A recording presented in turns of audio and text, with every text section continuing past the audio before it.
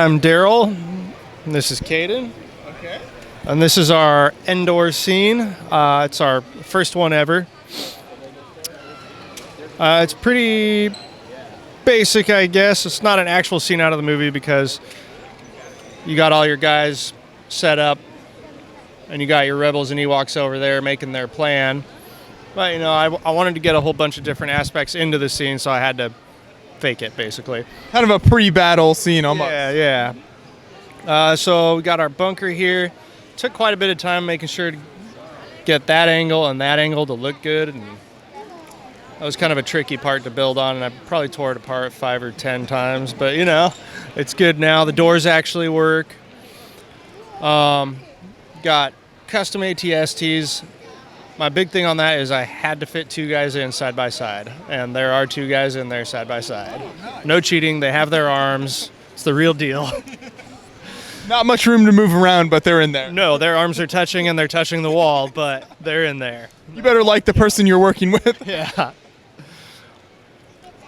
And then, can you talk about the tree technique here as well? You got some nice tall trees here. Yeah, that was the other part. Is it's obviously the redwood forest, so it's got to be tall.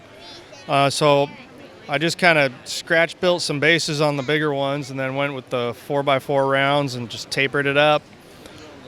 And these are actually Alt-Bricks leaves. They're an accepted alternative to Lego because Lego doesn't make all the colors, which really sets it off and makes it look nice.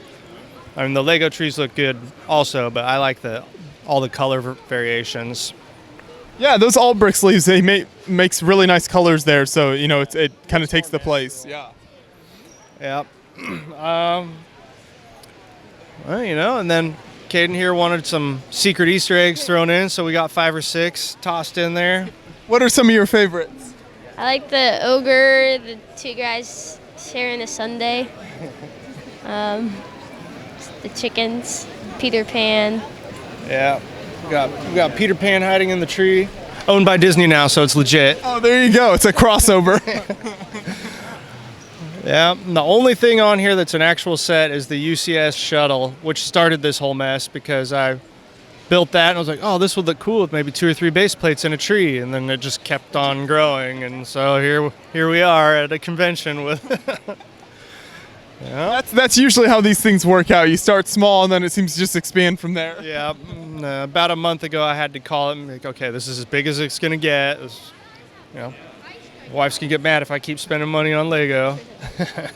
There you go. Now, have you displayed at these shows before? This is my first one. Okay. Last year was the first one we even knew about. Right. So we went to that, and it exploded. Well, there you go. That's very impressive. So what are your initial thoughts here kind of displaying for your first time, and maybe any advice you'd have to other people looking to display at a show in the future? Oh, man, it's nerve-wracking. Figure out how you're going to transport it before you do, because I had this thing built and realized that I did not plan for transport at all. So I had to screw different parts down to base wood chunks to get them here. It was a mess getting here.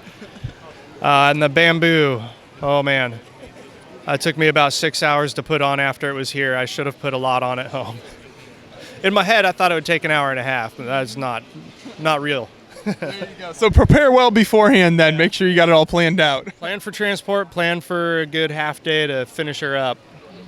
Yeah, well, that's good advice and a very impressive build. I think for your first show, it turned out really great. So hopefully we'll see more from you in the future. Thanks for talking with us. Thank you.